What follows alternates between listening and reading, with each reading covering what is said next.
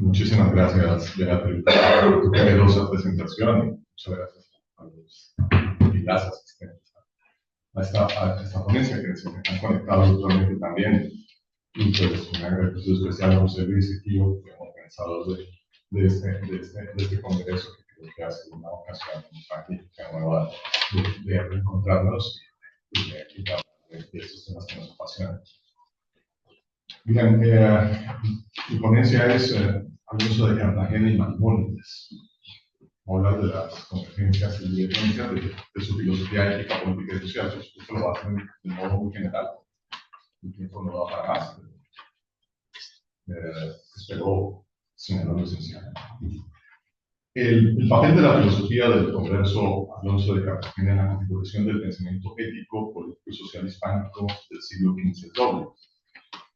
Por otra parte, Cartagena participa activamente en la tarea de darle forma a tópicos y argumentos que limitarán posteriormente el universo mental de la Contrarreforma y las preocupaciones del barroco, mediante la transmutación alquímica del catolicismo en catolicismo, del humanismo ciceroniano, del cristianismo medieval y de la herencia filosófica sefardita contenida crípticamente en el subconsciente de los hábitos del pensamiento converso. Al mismo tiempo, y por otra parte, la obra de Cartagena es un lugar privilegiado del encuentro mismo de esas tradiciones, de la contradicción que se generó por la conversión, no solo de los individuos de las familias judías, sino también por la conversión de la cultura misma separada en un renovado cristianismo católico, que al mismo tiempo que la absorbe, la expulsa. En ese sentido, la lectura de las huellas del pensamiento sefardita en el pensamiento del converso se convierte en un recurso filosófico útil para poner de relieve las particularidades de una filosofía moral que no se limita a ser una mera recuperación literal de la antigua sabiduría latina griega, ni tampoco es una mera repetición de los desarrollos conceptuales de la teología escolástica latina, identificable plenamente en sus fuentes más destacadas, como Agustino o Tomás. La creatividad conversa tiene que ver justamente con la forma como las prácticas de estudio, los procedimientos hermenéuticos, las preguntas sin respuesta y el conocimiento de la lengua hebrea y su universo semántico se cuelan por entre los resquicios de un discurso cristiano deseoso tanto de ser reconocido y avalado como de ser convincente, no solo a los oídos de las autoridades de la cristiandad establecida, sino también y sobre todo a los oídos del corazón converso educado en su infancia en el hogar judío y alrededor de la sinagoga. Como ya he expuesto en un trabajo previo, que has mencionado, el pensamiento de Cartagena puede ser comprendido en el marco de los intensos debates en torno al racionalismo de Maimónides que se dio en el siglo XV al interior de las comunidades judías del sur de Europa y entre sus intelectuales. Cartagena, como pensador cristiano, puede incorporar con libertad la herencia racionalista aristotélica, tal y como lo hizo Tomás de Aquino, el doctor de Maimónides, y también por ende de la Sama, la filosofía o racionalismo de expresión griega del pensamiento musulmán medieval, y como otros varios pensadores cristianos antes que él, como San Agustín. En ese sentido, el racionalismo aristotélico del converso se convierte en vehículo para introducir subrepticiamente en la argumentación cristiana el racionalismo filosófico judío, cuya figura señala que es Maimónides. ¿En qué consiste este racionalismo filosófico judío? Aunque Maimónides desarrolla los elementos de su filosofía moral y social en todas sus obras, sobre todo en su amplio comentario a la ley judía de la Mishneh Torah, en un importante pasaje de la tercera parte de la Vida de Perplejos, el filósofo de Córdoba analiza y clasifica los mandamientos de la ley de Moisés con el fin de subrayar aspectos esenciales de su filosofía social que son relevantes desde el punto de vista de un lector racionalista como él. Maimónides comienza su análisis distinguiendo dos tipos principales de mandatos contenidos en la Torá: los ordenamientos de provecho evidente y los reglamentos sin ventaja evidente, los mistapim y los kulim. Por supuesto, Maimónides considera que el conjunto general de los mandamientos de la ley de Moisés tiene una justificación. En general, la ley es útil y en ese sentido las disposiciones particulares contenidas en la misma poseen algún provecho. Así es que no sea más que simplemente el hecho de ordenar algo, lo cual ya es bastante para Maimónides, puesto que la existencia de los mandatos tiene como propósito último purificar a los hombres. No tiene sentido para Maimónides que se indague por las razones específicas de todas las disposiciones de la ley, porque es necesario que existan algunos reglamentos cuya razón no se puede explicar. Los ejemplos de Maimónides de este tipo de reglamentos nos ofrecen una idea de su racionalismo. ya que en todo caso ofrece una explicación de su existencia. Puede resultar inexplicable que la ley judía ordene el sacrificio de un cordero y no de un carnero, pero esto se puede comprender porque alguna cosa y no otra debió ordenar la ley. Del mismo modo, resulta en todo caso explicable que la Torá ordene el sacrificio del animal por la parte superior del cuello del animal y no por la inferior. Algo que para el ignorante puede parecer sencillamente arbitrario, pero que desde el punto de vista de un médico conocedor del funcionamiento de los cuerpos vivos, como era Maimónides, tiene mucho sentido. La ley de Dios es, por tanto, siempre racional para el racionalismo judío medieval. Como norma que articula el orden social y político de la comunidad, constituye un sobreponiendo de la ley natural, que la perfección y corona, y no es necesario pensar que la ley revelada está en contradicción con las expectativas racionales de la filosofía política clásica heredada de los griegos, sino que antes bien la revista. Las leyes de la Torá tienen para el Rambam una doble finalidad, espiritual y corporal. Las normas que se orientan al bienestar corporal están a su vez doblemente orientadas. En primer lugar, hay leyes destinadas al conjunto de la sociedad que prohíben la violencia recíproca con el fin de que sus miembros puedan actuar en libertad, de acuerdo con sus facultades y sin sobrepasarse por encima de la utilidad común. En segundo lugar, hay normas destinadas a cada individuo que buscan inculcar en él una ética que sea beneficiosa para la vida social. Se trata, en este segundo caso, de normas que regulan el cuidado del cuerpo y la dieta, por ejemplo. Este conjunto de disposiciones cuya finalidad es el bienestar corporal de la sociedad constituye para Maimónides un objetivo anterior en el tiempo por su misma naturaleza, ya que el bienestar del cuerpo, la protección, la vida y su salud es condición necesaria del bienestar del alma y su cuidado, y resulta, por tanto, siempre lo más apremiante. En el cuidado corporal, establecido por la ley judía, se asienta el buen gobierno de la sociedad y la posibilidad de que sus miembros, los individuos, mejoren. La finalidad espiritual de la ley es para Maimónides que todos los seres humanos vivan conforme a un ideal recto, mientras que el bienestar corporal consiste en lograr la perfecta salud mediante la alimentación, el vestido, el baño y todos los demás cuidados que el cuerpo conlleva, algo que para Maimónides solo se consigue viviendo en sociedad. La perfección espiritual consiste en la realización de la condición racional humana, en el hecho de que los seres humanos logren ser racionales de hecho, dotándose de una inteligencia en acto que les posibilite poseer el conocimiento, pues solo gracias al conocimiento el ser humano es inmortal. Las normas del bienestar corporal social tienen como fin la perpetuación de la humanidad, su reproducción, pero esta es solo la condición básica y necesaria, pero no suficiente, de la perfección espiritual a la que debe aspirar cada individuo.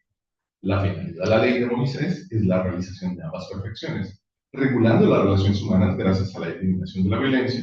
y procurando el perfeccionamiento de los individuos mediante costumbres generosas y nobles. Pero esta última perfección se realiza plenamente para Maimónides en términos de conocimiento. Se trata de un conocimiento en todo caso asequible al ser humano y no implica ninguna clase de superación inexplicable de sus facultades. Y puesto que hay diferentes humanos con diferentes capacidades espirituales, la perfección espiritual que se espera de cada cual se establece gradualmente en función de tales capacidades. Dios es, sin embargo, generoso y ha comunicado a los seres humanos, adaptando a su lenguaje, el conocimiento que otorga la perfección espiritual. Se trata de verdades metafísicas que han sido comunicadas por la ley, por lo que la ley de Moisés también posee un contenido doctrinal, una sabiduría que se expresa en mandatos explícitos que obligan a su aceptación. Dios no lo ha revelado todo, puesto que algo así haría violencia a las facultades humanas, siempre limitadas, pero sí ha comunicado los dogmas esenciales que se resumen en la aceptación de la existencia de Dios, de su unidad, ciencia, poder, voluntad y eternidad. Mientras que la aceptación de la existencia de Dios y su unidad no requiere tantos esfuerzos, el entendimiento de las otras verdades reveladas relacionadas con la ciencia, el poder, la voluntad y la eternidad de Dios sí exigen para ser captadas un camino más extenso. El conocimiento de estas verdades metafísicas también tiene consecuencias a nivel social y no es moral ni políticamente indiferente. La jerarquía establecida por Maimónides entre el bienestar del cuerpo y el bienestar del alma es más dialéctica que piramidal, pues el cuerpo sano es condición indispensable del bienestar espiritual y esta a su vez hace posible la salud del cuerpo individual y social. El bienestar espiritual es axiológicamente superior, lo cual presupone que a la hora de hacer sacrificios, esos deben ser del cuerpo y no del alma. El bienestar corporal es cronológicamente primario, pues es lo más apremiante, al que hay que atender para asegurar el mantenimiento y la reproducción de la vida individual y colectiva. Pero ambos bienes dependen el uno del otro y el uno no se puede realizar sin el otro. Ya se ha expuesto que el bien espiritual de la sociedad depende de la salud de los cuerpos y la ausencia de violencia recíproca. Falta explicar cómo la ley de Moisés exhorta a creer en verdades metafísicas que son indispensables para el ordenamiento social correcto. El primer ejemplo que ofrece Maimónides es la creencia de que Dios se alza contra quienes se rebelan en su contra. Se trata de una creencia relacionada con su poder que busca generar comportamientos temerosos e incita a reverenciar a Dios y a someterse a su voluntad, es decir, al conjunto integral de la ley. En este sentido, la eficacia de la ley, su fuerza, depende no solo de la obligatoriedad del mandato, de su carácter vinculante y comprometedor, sino también del temor reverencial y la sumisión a Dios que ha resultado de la creencia metafísica en su capacidad para ejercer la violencia en contra de aquellos que no le obedecen. Pero no es solo el temor a Dios lo que invita a cumplir los mandamientos de la ley. La ley misma ordena su cumplimiento mediante el amor, pues la ley debe cumplirse, como dice el Deuteronomio, amando a Yahweh. En ese lugar de la guía de reflejos, Maimónides recurre a las enseñanzas que exponen la Mishneh Torah para explicar la naturaleza de ese amor. Se trata de un amor que solo se realiza gracias a la obtención de un conocimiento real y profundo de toda la realidad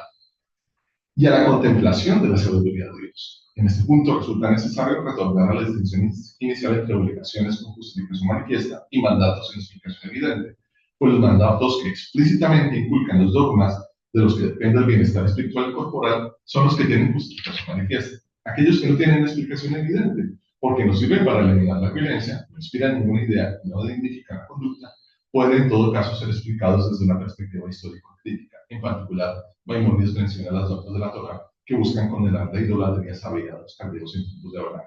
Normas que, por extrañas que puedan parecer para los siglos posteriores, tienen todas como propósito combatir la idolatría, defender la unicidad de Dios y explicar que para conocer y acercarse a Dios y ganarse su benevolencia, solo es necesario el temor y el amor a Dios, y no las trabajosas prácticas de los idólatras. Maimónides pone en evidencia que la ley judía se opone a la astrología y al culto de sus ídolos e invita a no temer por las supuestas consecuencias nefastas de renunciar a tales cultos idólatras. En síntesis, Maimónides cree que la ley en el fondo es racional y que nada de lo que ordena Dios en la ley de Moisés es absurdo o sin sentido, renunciando con ello a la identificación entre lo absurdo y lo divino y cuestionando la creencia de que los mandamientos solo se aceptan simplemente porque son expresión de una voluntad divina que podría ser arbitraria. Los mandamientos están todos motivados para Maimónides y reportan ventajas. Y esto es porque Dios siempre busca el bienestar de los seres humanos y comunica la ley, como dice el pasaje del Deuteronomio, para que seamos dichosos siempre. Alonso de Cartagena también defiende un racionalismo político de la misma raigada. La ley natural que precede la venida de Cristo y que Dios ha otorgado a los hombres indiscriminadamente implica que cualquier ser humano puede conseguir el favor de Dios a partir de sus méritos individuales. Eso es lo que exhorta. Y con la ayuda de la gracia divina. En ese sentido, la ley del Evangelio no contradice la ley natural, sino que la incorpora a la vez que se despliega universalmente de manera aún más intensa y transparente. La unidad entre cristianos viejos y nuevos no solo es la unidad otorgada por el bautismo y la pertenencia a una misma iglesia, también es la unidad primaria del género humano que, gobernado por la ley natural, precede toda revelación profética. La de Moisés, por cierto, pero también la revelación de Cristo. Si bien Cartagena se esfuerza por argumentar la preeminencia del pueblo judío al haber sido el pueblo elegido para ser depositario, baluarte y sacerdote de la ley escrita de Moisés, que habría ordenado la ley natural, añadiéndole y no quitándole normas, lo cierto es que reconoce la preexistencia universal de la ley natural que asegura la unidad del género humano. La preeminencia del pueblo judío se reduce fundamentalmente a haber sido un linaje de Cristo, pero el motivo de esta escogencia de la divinidad pertenece a los misterios divinos que dice Cartagena no deben ser conocidos por los hombres, ni siquiera han de ser indagados. En efecto, la fe cristiana implica justamente el reconocimiento de las limitaciones de la razón natural en el conocimiento de Dios, aplicando la más importante metáfora de Cartagena, la luz. La luz solar del Evangelio supera en alcance e intensidad la luz lunar de la razón. No la contradice, pero alcanza a ver con mayor claridad lo que con la mera razón apenas se puede entrever. No en vano, del mismo modo como lo argumenta Maimónides, la revelación permite comprender muchas verdades fuera del alcance de la razón, como por ejemplo la tesis de la creación del mundo, tesis que Aristóteles mismo demostró no puede ser ni demostrada, ni afirmativa, ni negativa. Se trata, por tanto, de una limitación al racionalismo. Lo cierto es que no. Eso se explica por otra convergencia notable entre la filosofía de Alonso de Cartagena y la de Maimónides. una convergencia que tiene que ver con el método y no tanto con el contenido, y por tanto con el lugar de la razón en el universo cultural y existencial gobernado por la fe. Se trata de la exégesis de las escrituras como fuente de conocimiento y de argumentación. Ya comprenden esa catedrática, pero esa ya ha explicado suficiente. En ambos pensadores, la exégesis es una actividad abundante de la reflexión que implica tanto el análisis de los múltiples sentidos de los términos como su interpretación a la luz tanto de principios religiosos como científicos o racionales, con miras a evitar lecturas desviadas o cuestionamientos críticos del valor de los textos sagrados. En Maimónides, la exégesis adquiere su estatuto de método primario de reflexión en la guía de reflejos, pues si bien la tradición rabínica exegética y la exégesis alegórica antigua eran tradiciones bien conocidas por el pensador judío y hace uso de ellas en los comentarios legales de su Mishneh Torah, es en la guía de reflejos donde la interpretación del texto sagrado como fuente de confusiones obliga a la adopción de un procedimiento de lectura elaborado y consciente que recurre a la tradición filosófica negada por la falsada y que se remonta en última instancia a Alejandro de Afrodisias y Aristóteles. En su guía, Maimónides reconoce diferentes capas de sentido de la Torah y en general del resto de la Tanaj, los Nevi'im y los Ketuvim, los libros proféticos y los escritos poéticos, históricos y sapienciales que la componen. Tales capas de sentido obligan al reconocimiento de misterios en la Torah que, si bien han sido parcialmente revelados, no se muestran en su sentido último y en una forma de comprensión íntima, sino aquellos que se han preparado en las ciencias aristotélicas, ante todo la lógica y la física, además de haber seguido un exigente camino en el estudio de la Torah, reservando incluso la posibilidad de que aspectos esenciales de esos misterios últimos solo hayan sido mostrados en su total transparencia a los profetas. Así como Pablo de Santa María dedica su comentario, lira a Alfonso de Cartagena, Maimónides le dedica la guía de reflejos a su discípulo predilecto. Hay un discípulo predilecto que está muy preparado y que se puede confundir de la lectura del texto sagrado que hay que leer. Alonso de Cartagena despliega un proceder exegético de las escrituras del canon cristiano católico que opera de modo análogo a la exégesis de Roma.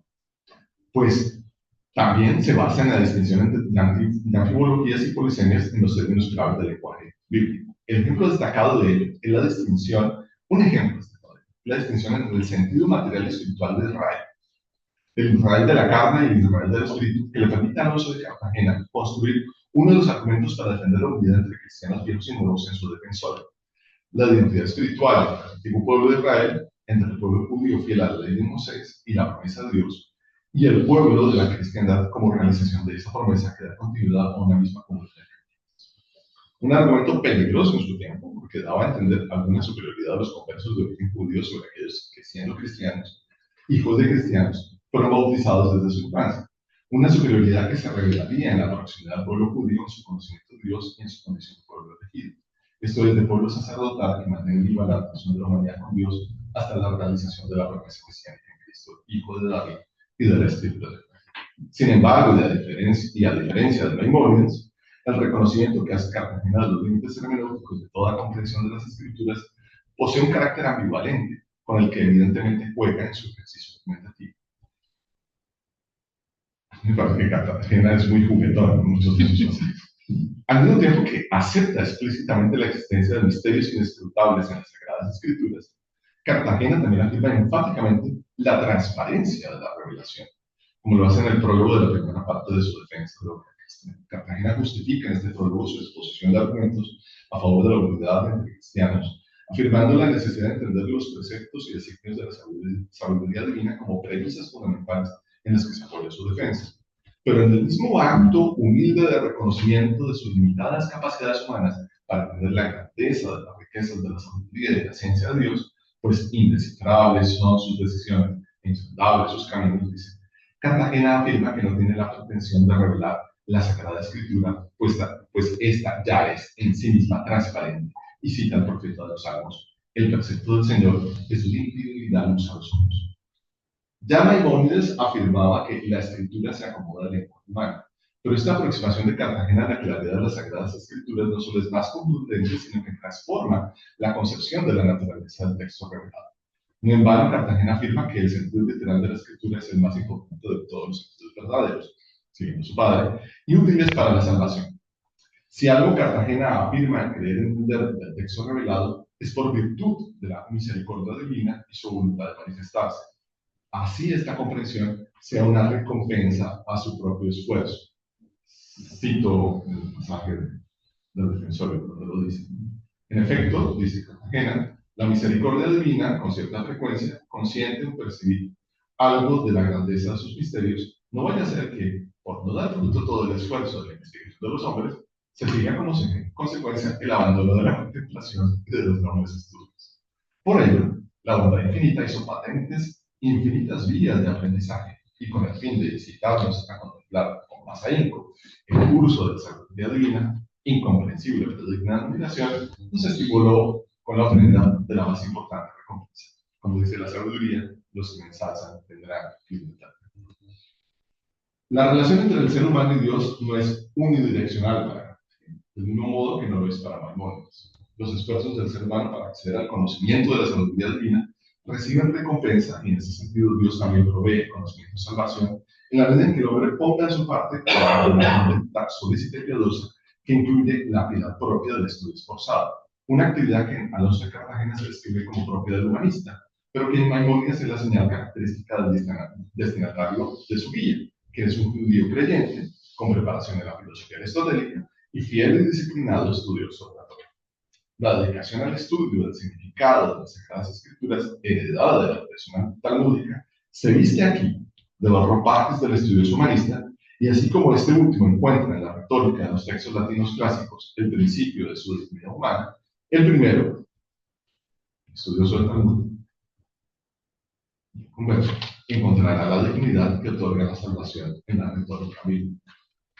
Más adelante, en el capítulo 9 de la primera parte de su defensorio, Cartagena expone la relación bidireccional entre el ser humano y su creador en los términos nociológicos que en el fondo también son éticos. El acto de conocer a Dios implica que Dios está conociendo a su creador en esa misma manera. Si se trata de un reconocimiento divino, Cartagena no lo dice, pero lo implica, pues no se trata de afirmar que Dios solo hasta ese momento conoce a la criatura, sino que la piadosa mirada que Dios muestra para aquellos humanos que quieren conocerlo, mostrándose en ese acto de forma análoga al modo como Dios glorifica al creyente. Cuando éste lo glorifica, Dios se revela a los hombres. Esto trae como implicación significativa que el autoconocimiento, el auténtico conocimiento de sí mismo, es el resultado del conocimiento de Dios entendido como la elaboración racional de su revelación.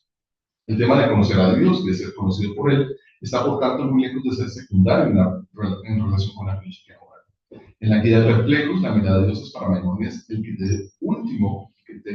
de la conducta moralmente correcta, puesto que el hombre perfecto es aquel que tiene siempre en su mente a Dios, y por ende está tan próximo a Él como un súbdito que habita en las habitaciones íntimas del reino, y sabe que ante su majestuosa presencia solo puede comportarse con piedad, humildad, reverencia, respeto y temor. Maimónides propone en esta parte de su guía la parábola del rey en su palacio, justamente para describir un ordenamiento socio-religioso que cumpliría funciones descriptivas, pero también normativas, y que se estructura a partir de los grados de conocimiento de Dios que tienen los habitantes de una ciudad, distinguiendo entre los no creyentes que habitan fuera de los muros de la ciudad, los creyentes heréticos que habitando en la ciudad le dan la espalda al palacio del rey, la muchedumbre de hombres ignorantes que practican la religión y que caminan en dirección al palacio sin poderlo ver, los que llegan al palacio y dan vueltas a su alrededor sin poder entrar porque siguen la tradición, pero solo discuten sobre la observancia del culto, los que logran entrar al palacio porque se sumergen en la especulación de los principios de la religión, hasta aquellos que finalmente acceden a las estancias reales y habitan junto al soberano, ya que han comprendido las ciencias filosóficas y se han acercado todo lo que es posible al entendimiento de las cuestiones metafísicas y se entregan finalmente a pensar solo en Dios, incluso cuando están pensando en su creación.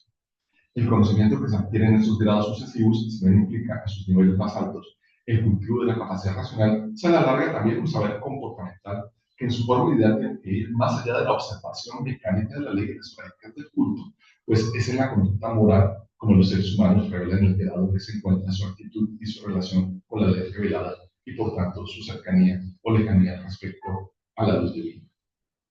Y termino. La luz que derrama la divinidad es Maimónides permite al ser humano fiel conocer a Dios, al mismo tiempo que a través de ella Dios lo conoce. Por lo que no es posible ocultarse a su mirada y el hombre recto debe actuar conforme a tal creencia. En todo caso, seguir a Dios como modelo de conducta en su bondad, justicia y probidad, que es la meta última de la sabiduría divina, accesible al ser humano, según el racionalismo judío, constituye la última escala de una serie ascendente de aproximaciones al conocimiento de Dios, y por ello semejante realización solo es posible para una élite de estudiosos religiosos que se posibilita por la existencia de una comunidad estructurada, jerarquizada. El modelo político que se deriva de aquí es, por tanto, más platónico que aristotélico, en consonancia con la filosofía política del profeta, legislador, filósofo, defendida por el mismo Maimónides, siguiendo la tradición del Pará, profeta, filósofo, legislador, que en la filosofía del Rambam se encarna en la figura paradigmática de Moisés. En comparación con esta particular articulación entre ética, filosofía social y filosofía política que propone Maimónides, el pensamiento de Cartagena parece a primera vista aproximarse mucho más a Aristóteles y a Cicerón, en la medida en que su modelo político de ciudad exige que las virtudes que hacen posible una comunidad justa y correctamente cristiana deban estar extendidas entre el conjunto de los habitantes de la ciudad fiel y no solo corresponder a una pequeña élite. Después de todo, Maimónides no espera que la mayoría de los creyentes tengan una comprensión del sentido último de la moral revelada por Dios, sino solo un comportamiento externo adecuado a la ley y al respeto del culto, reservando los secretos de la Torah solo para aquellos que son más preparados, que han estudiado la filosofía de Aristóteles y que practican la piedad mediante el estudio de un conocimiento mucho más certero e íntimo de Dios. Sin embargo, si se leen con atención, eh, eh,